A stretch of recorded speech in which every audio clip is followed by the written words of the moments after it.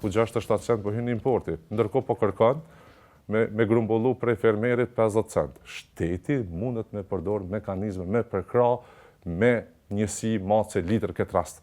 2-3 milionerë nuk janë kur gjë për shtetin. Importi i qumshtit dhe produkteve të tij nga Bosnia dhe Hercegovina e ka ngritur në alarm prodhuesit vendor. Ata nuk mund të eksportojnë në Bosnjë asnjë prodhim, ndërsa Kosova lejon pa asnjë kusht importin e qumshtit, i cili në muajt e fundit vjen me çmimet e lira dhe në treg shitet më lirë se sa qumshti vendor. Tregu i pabarabartë i ka bërë prodhuesit të ngrisin zërin për të kërkuar të paktën reciprocitet dhe kushte të njëjta. E pash në rast ku ngriti shqetësimi një përpunues, ku 67 cent po hyn importi, ndërkohë po kërkon me grumbullu prej fermerit 50 cent. Ku janë kosto të tjera të përpunimit, ku është paketimi, ku janë tjera, ku është marzha e prodhuesit, ku është marzha e marketit me dalë në raft, është e pamundur me përballut. Ta shteti çka kish mund të bëjë në situatat e tilla, me bën një analizë të mirëfillt, po praktikisht duhet me pas një strategji të industrisë prodhuese. Jo vazhdimisht me pas drafte sikur që po kemi. Me pas një strategji të mirëfillt, 10 vjeçare ose 5 vjeçare, ku orientimi dihet në cilat faza ka nevojë me u përkra prodhimi vendor. Shumë rast konkret, janë 200 mililitra që flitet mesatare ditore e grumbullimit të qumshtit në nivel të Kosovës. Brenda kësaj periudhe po supozojmë 120 ditë, nëse i kalkulojmë edhe kish mbështet me kanë 10 cent për litër qumshti, i kish rreth 2-3 milionerë ndoshta një kosto shtetit, edhe çka kishte ndodhur këtë rast, domthonë edhe fermieri i knasht, edhe përpunuesi, edhe zinxhiri, edhe në një farë formë nuk ishte dëmtuar sepse nuk është problemi që vetëm pse po ndodh në situatat e tilla një problem në treg, me një situatë, me një aksion të institucioneve që kanë drejt gjithmonë kur do me shku, po problemi është pasoja pas.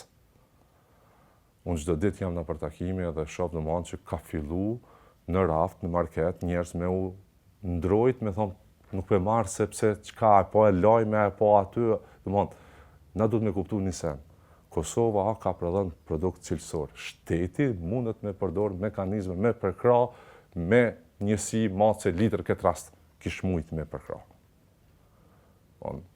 2-3 milionerë nuk janë kur gjë për shtetin. Ata thonë që kena subvencionu fermerët me lop, me bakti, me gjana të tilla. Po tash që kjo është domethënë çum po them, mos është bogabim që subvencionim ndoshta. Është analizu mirë.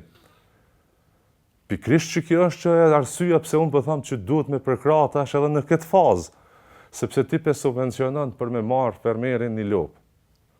Fermeri ku ka me plasu produktin? Te përpunuesi.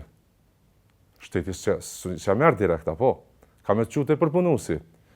Kur përpunuesi nuk është konkurrent treg me importin, kush do të më ndërhy?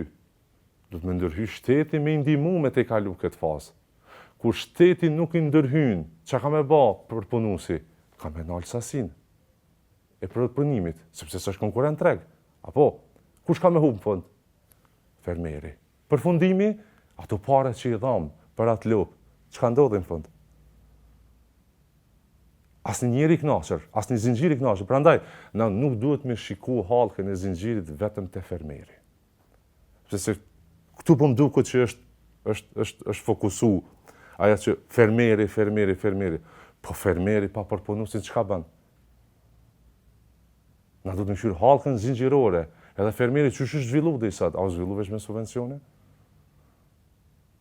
Subvencionet janë të nevojshme. Vazhdimisht duhet me kanë të nevojshme. Po duhet me kanë në situatat ku e mbyll harkun e zinxhirit. Jo vetëm ty me të subvencionu, e mu më bloku.